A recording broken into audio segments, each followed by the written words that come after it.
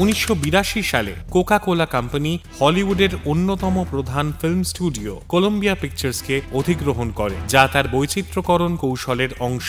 এই পদক্ষেপকে পানীয় শিল্পের বাইরেও প্রসারিত হওয়ার এবং দ্রুত বর্ধনশীল বিনোদন খাতে প্রবেশের জন্য কোকা কোলার প্রচেষ্টা হিসেবে দেখা হয়েছিল। কোকা কোলার মালিকানার সময় কলম্বিয়া পিকচার্স সৃজনশীল বৃদ্ধি এবং বাণিজ্যিক সাফল্যের একটি সময়কাল অতিক্রম করে। স্টুডিওটি বেশ কয়েকটি আইকনিক চলচ্চিত্র তৈরি করেছিল, যার মধ্যে ছিল ঘোস্টবাস্টার্স 1984, দ্য কারাটে কিড 1984 এবং স্ট্যান্ড বাই মি 1986, যা সাংস্কৃতিক মাইল ফলক হয়ে ওঠে। স্টুডিওর বিপণন কৌশলগুলিতে কোকা কোলার প্রভাব স্পষ্ট ছিল। চলচ্চিত্রগুলিকে আরও কার্যকরভাবে প্রচারের জন্য বিশ্বব্যাপী উপস্থিতিকে কাজে লাগিয়েছিল। এই অংশীদারিত্ব কোকা কোলাকে পপ সংস্কৃতির সাথে তার ব্র্যান্ড মিশ্রিত করার অনুমতি দেয়, যা একটি জীবনধারা পণ্য হিসাবে তার পরিচয়কে শক্তিশালী করে। কিছু সাফল্য সত্ত্বেও বিনোদন শিল্পে কোকা কোলার উদ্যোগ চ্যালেঞ্জের মুখোমুখি হয়েছিল। একটি ফিল্ম স্টুডিও পরিচালনার জন্য পানীয় কোম্পানি পরিচালনার চেয়ে ভিন্ন পদ্ধতির প্রয়োজন ছিল, এবং কোকা কোলা হলিউডের গতিশীল প্রকৃতির সাথে তার কর্পোরেট কাঠামোর সামঞ্জস্য রক্ষা করতে লড়াই করেছিল।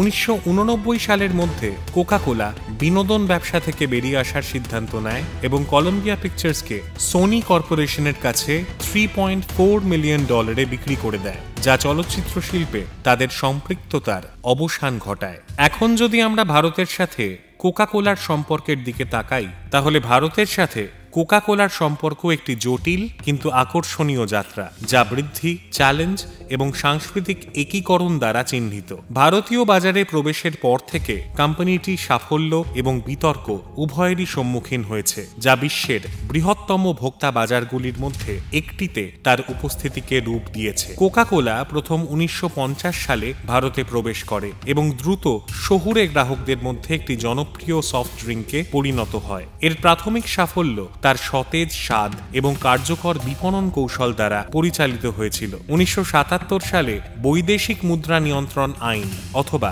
ফেরা বাস্তবায়নের পর কোকা কোলা ভারতীয় বাজার থেকে সরে আসে। এই আইন অনুসারে বিদেশি কোম্পানিগুলিকে তাদের ইকুইটি হ্রাস করতে হবে এবং কোকা কোলার গোপন সূত্র সহ মালিকানা তথ্য প্রকাশ করতে হবে। মেনে চলতে অস্বীকার করে কোম্পানিটি তার বাণিজ্য গোপনীয়তার সাথে আপোষ করার পরিবর্তে ভারত থেকে বেরিয়ে যাওয়ার সিদ্ধান্ত নেয়। ভারতের অর্থনৈতিক উদারীকরণের পর 1993 সালে কোকা কোলা ভারতীয় বাজারে ফিরে আসে। নিজেকে পুনঃপ্রতিষ্ঠিত করার জন্য কোম্পানিটি একটি আক্রমণাত্মক কৌশল গ্রহণ করে, যার মধ্যে থামস আপ, লিমকা এবং মাজার মতো জনপ্রিয় স্থানীয় ব্র্যান্ডগুলি অধিগ্রহণ করা অন্তর্ভুক্ত ছিল। এই কৌশলগত পদক্ষেপ কোকা কোলাকে দ্রুত বাজারে আধিপত্য ফিরে পেতে সাহায্য করেছে, বিশেষ করে যেহেতু থামস আপ ইতিমধ্যেই তাদের শক্তিশালী অনুসারী ছিল।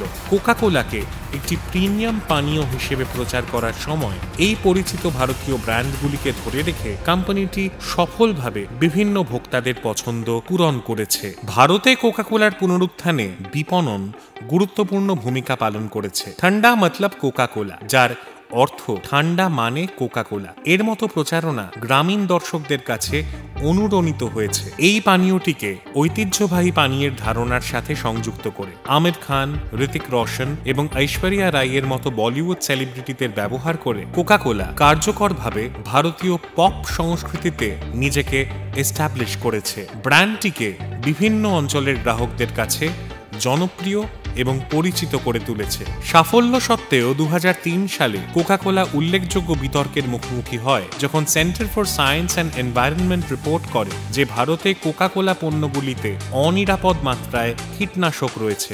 এই প্রকাশের ফলে জনসাধারণের ক্ষোভ, বিক্ষোভ এবং বিক্রয় সাময়িক হ্রাস দেখা দেয়। এর প্রতিক্রিয়ায় কোকা কোলা তার মান নিয়ন্ত্রণ ব্যবস্থা উন্নত করতে ব্যাপক বিনিয়োগ করে এবং ভোক্তাদের আস্থা পুনরুদ্ধারের জন্য সচেতনতামূলক প্রচারণা শুরু করে। সময়ের সাথে সাথে এই প্রচেষ্টাগুলি কোম্পানিকে তার খ্যাতি পুনরুদ্ধার করতে সহায়তা করে। কোকা কোলা ভারতের অভ্যন্তরে টেকসই উন্নয়নের প্রচেষ্টায় উল্লেখযোগ্য বিনিয়োগ করেছে। কোম্পানিটি জল পুনঃপূরণ কর্মসূচি চালু করেছে, যার লক্ষ্য উৎপাদনের সময় যত জল জল খরচ হয় তার চেয়ে বেশি জল পুনরুদ্ধার করা। কোকা কোলা ভারতীয় কৃষকদের সাথে সেচ পদ্ধতি উন্নত করতে এবং টেকসই কৃষি কৌশল প্রচারের জন্য কাজ করেছে। এই উদ্যোগগুলি কোম্পানির কর্পোরেট সামাজিক দায়বদ্ধতা বৃদ্ধির সাথে সাথে পরিবেশগত উদ্বেগ মোকাবিলার প্রচেষ্টাকে প্রতিফলিত করে। স্বাস্থ্য সম্পর্কিত বিতর্কগুলিও কোকা কোলাকে জর্জরিত করেছে। কোম্পানিটির বিরুদ্ধে বৈজ্ঞানিক গবেষণার জন্য অর্থায়নের অভিযোগ রয়েছে,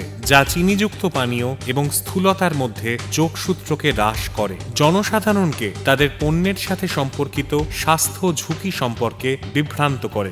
সমালোচকরা দাবি করেছেন যে কোকা কোলা কৌশলগতভাবে স্থূলতার হার বৃদ্ধির জন্য অতিরিক্ত চিনি গ্রহণের পরিবর্তে ব্যায়ামের অভাবের দিকে দোষ চাপিয়েছে। এই কৌশলগুলি বিশ্বব্যাপী স্বাস্থ্য উদ্বেগ মোকাবেলায় কর্পোরেট দায়িত্ব সম্পর্কে বিতর্ককে উস্কে দিয়েছে। কোম্পানির শ্রম অনুশীলনের জন্য সমালোচিত হয়েছে। কলম্বিয়া এবং গুয়াতেমালায় কোকা কোলা তার বটলিং কারখানার সাথে যুক্ত ট্রেড ইউনিয়ন নেতাদের বিরুদ্ধে সহিংসতা এবং ভয় দেখানোর অভিযোগের মুখোমুখি হয়েছিল। প্রতিবেদনে দাবি করা হয়েছে যে ইউনিয়ন কার্যক্রমে জড়িত কর্মীদের হুমকি এবং কিছু ক্ষেত্রে সহিংসতার শিকার হতে হয়েছিল, যদিও কোকা কোলা সরাসরি জড়িত থাকার কথা অস্বীকার করেছে। ঘটনাগুলি বিশ্বব্যাপী প্রতিবাদ এবং বয়কটের আহ্বানের জন্ম দিয়েছে। কোকা কোলা কোম্পানি বিশ্বব্যাপী পানীয় শিল্পে একটি প্রভাবশালী শক্তি, যার 200টিরও বেশি দেশে উল্লেখযোগ্য উপস্থিতি রয়েছে। 1886 সালে প্রতিষ্ঠার পর থেকে কোম্পানিটি বিশ্বের সবচেয়ে স্বীকৃত ব্র্যান্ডগুলির মধ্যে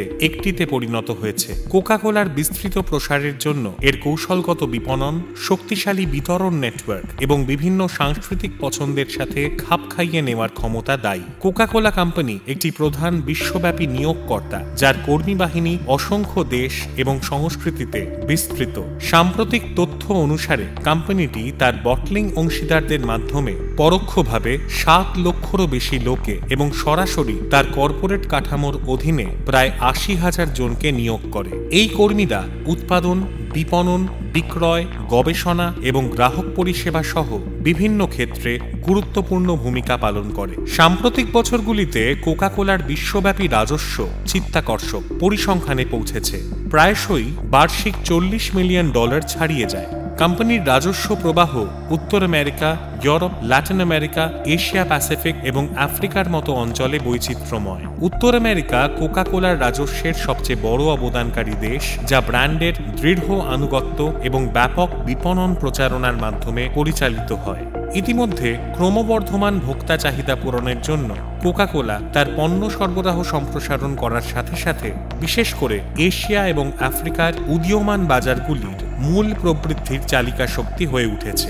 2023-24 অর্থ বছরে Coca Cola India private limited 420.29 crore টাকার সমন্বিত মুনাফা রিপোর্ট করেছে, যা আগের অর্থ বছরের 722.44 কোটি টাকার মুনাফার তুলনায় 41.82% উল্লেখযোগ্য হ্রাস পেয়েছে। মুনাফার এই হ্রাস সত্ত্বেও কোম্পানির পরিচালনা থেকে প্রায় 4.24% বৃদ্ধি পেয়েছে, যা ফিনান্সিয়াল ইয়ার 2024 সালে 4713.38 কোটিতে পৌঁছেছে, যা ফিনান্সিয়াল ইয়ার 23 সালে 4521.31 কোটির থেকে বেশি। মুনাফা হ্রাসের পাশাপাশি বিজ্ঞাপন এবং বিক্রয় প্রচারণা ব্যয় উল্লেখযোগ্যভাবে বৃদ্ধি পেয়েছে, যা ফিনান্সিয়াল ইয়ার 2024-এ 35.47% বেড়ে 1520.21 কোটি হয়েছে, যা আগের বছরে 1122.11 কোটি ছিল। এছাড়াও মার্কিন যুক্তরাষ্ট্র ভিত্তিক মূল কোম্পানি দ্য কোকা কোলা কোম্পানিকে প্রদত্ত রয়্যালটি একই সময় 4.68% বেড়ে 507.51 কোটি হয়েছে। বিপরীতে ভারতে কোকা কোলার বটলিংয়ের শাখা Hindustan Coca Cola Beverages Limited net মুনাফায় উল্লেখযোগ্য 3 গুণ বৃদ্ধি পেয়েছে, যা ফিনান্সিয়াল ইয়ার 2024-এ 2808.31 কোটিতে পৌঁছেছে। সিসিবিএল এর পরিচালনা থেকে আয়ও 10.10% বৃদ্ধি পেয়েছে, যা অর্থ বছরে 14,021.54 কোটি। 7 মার্চ 2025 পর্যন্ত দ্য কোকা কোলা কোম্পানির বাজার মূলধন প্রায় $307.22 বিলিয়ন। এই মূল্যায়ন কোকা কোলাকে বিশ্বের বৃহত্তম কর্পোরেশনগুলির মধ্যে স্থান দেয়, যা বিশ্বব্যাপী পানীয় শিল্পে এর উল্লেখযোগ্য প্রভাবকে প্রতিফলিত করে। গত এক বছরে কোম্পানির বাজার মূলধন 17.36% বৃদ্ধি পেয়েছে, যা শক্তিশালী বৃদ্ধি এবং বিনিয়োগকারীদের আস্থা নির্দেশ করে। বর্তমান স্টক মূল্যকে মোট বকেয়া শেয়ারের সংখ্যা দিয়ে গুণ করে বাজার মূলধন গণনা করা হয়, যা একটি কোম্পানির সামগ্রিক মূল্য এবং বাজার অবস্থানের একটি গুরুত্বপূর্ণ সূচক হিসেবে কাজ করে। 2025 সালের মার্চ পর্যন্ত কোকা কোলা কোম্পানি একটি শীর্ষস্থানীয় বহুজাতিক পানীয় কর্পোরেশন হিসাবে তার অবস্থান বজায় রেখেছে। 200টিরও বেশি দেশে 500টিরও বেশি ব্র্যান্ডের বৈচিত্র্যময় পোর্টফোলিও অফার করে। 2024 অর্থ বছরে কোকা কোলা প্রায় $10.63 বিলিয়ন নিট আয়ের কথা জানিয়েছে, যা এর শক্তিশালী আর্থিক স্বাস্থ্য এবং কার্যকর বিশ্বব্যাপী কার্যক্রমের প্রতিফলন। এখন পর্যন্ত উত্তর কোরিয়া এবং কিউবা হল একমাত্র দুটি দেশ যেখানে কোকা কোলা আনুষ্ঠানিকভাবে বিক্রি হয় না। এর কারণ দীর্ঘস্থায়ী মার্কিন বাণিজ্য নিষেধাজ্ঞা, যা আমেরিকান কোম্পানিগুলিকে এই দেশগুলিতে ব্যবসা পরিচালনা করতে বাধা দেয়। উত্তর কোরিয়ায় কঠোর আন্তর্জাতিক নিষেধাজ্ঞা এবং কূটনৈতিক বিচ্ছিন্নতা কোকা কোলাকে তাদের উপস্থিতি প্রতিষ্ঠা করতে বাধা দিয়েছে। কিউবায় নিষেধাজ্ঞার সূত্রপাত 1960-এর দশকের গোড়ার দিকে কিউবার বিপ্লবের পর মার্কিন নিষেধাজ্ঞার ফলে। পরিশেষে কোকা কোলা কোম্পানি উদ্ভাবন, কৌশলগত বিপণন এবং ভোক্তা সন্তুষ্টির প্রতিশ্রুতির মাধ্যমে পানীয় শিল্পে বিশ্বব্যাপী নেতা হিসেবে নিজেকে দৃঢ়ভাবে প্রতিষ্ঠিত করেছে। 1 শতাব্দীরও বেশি সময় ধরে বিস্তৃত এই ঐতিহ্যের সাথে কোলা সফলভাবে ভোক্তাদের পছন্দের পরিবর্তনের সাথে খাপ খাইয়ে নিয়েছে। স্বাস্থ্যকর বিকল্প এবং স্থানীয় স্বাদ অন্তর্ভুক্ত করার জন্য তার পণ্য পোর্টফোলিও প্রসারিত করেছে। সইতা এবং পরিবেশগত দায়িত্বের প্রতি কোম্পানির নিষ্ঠা বিশ্বব্যাপী উদ্বেগের সাথে সামঞ্জস্যপূর্ণ হওয়ার এবং সমাজে ইতিবাচক অবদান রাখার প্রচেষ্টাকে আরও প্রতিফলিত করে। শ্রম বিরোধ এবং বাজার প্রতিযোগিতার মতো চ্যালেঞ্জ সত্ত্বেও কোকা কোলা স্থিতিস্থাপকতা এবং বৃদ্ধি প্রদর্শন করে চলেছে। আধুনিক প্রবণতাগুলিকে আলিঙ্গন করার সময় তার আইকনিক ব্র্যান্ড পরিচয় বজায় রেখে কোকা কোলা বিশ্বব্যাপী লক্ষ লক্ষ মানুষের জন্য সতেজতা এবং সংযোগের প্রতীক হিসেবে রয়ে গেছে।